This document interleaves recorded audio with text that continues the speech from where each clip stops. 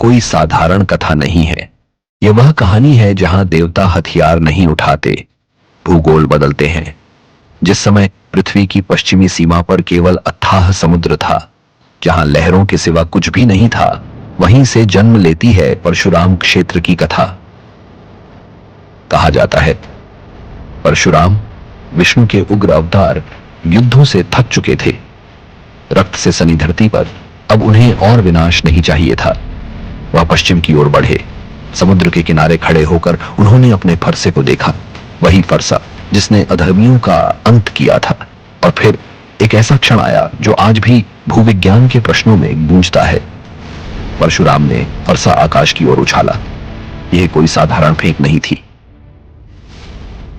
जहां तक वह फरसा गिरा, समुद्र को पीछे हटना पड़ा। लहरें थरथराईं, जलराशि कांपी, और जो असंभव था वह संभव हो गया। समुद्र पीछे हटा और धरती प्रकट हुई। उत्तर में गुजरात और महाराष्ट्र से लेकर दक्षिण में केरल तक एक नई तटरेखा उभरी। यह क्षेत्र कहलाया परशुराम क्षेत्र। गोवा में कहा जाता है फरसा कानकोना के पास गिरा और वहीं से गोमांतक की भूमि समुद्र से बाहर आई। केरल, जिसे आज ईश्वर का अपना देश कहा जाता है, वह स्वयं इस कथा को अपनी आत्मा मानता है, मानो यह धरती देवता ने अपने लिए ही रची हो। यह केवल आस्था नहीं है। आज भी पश्चिमी घाट, समुद्र से अचानक उठती हुई पहाड़ियां और तटरेखा की असामान्य बनावट मानो इस कथा की भूवैज्ञानिक प्रतिध्वनि हो। क्या यह केवल मिथक है या किसी प्राचीन स्मृति का रूप, जब समुद्र सच में पीछे हटा?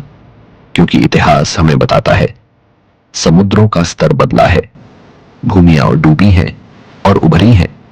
और शायद यही कारण है कि यह कथा आज भी जीवित है, क्योंकि कुछ कहानियां सिर्फ सुनी नहीं जाती,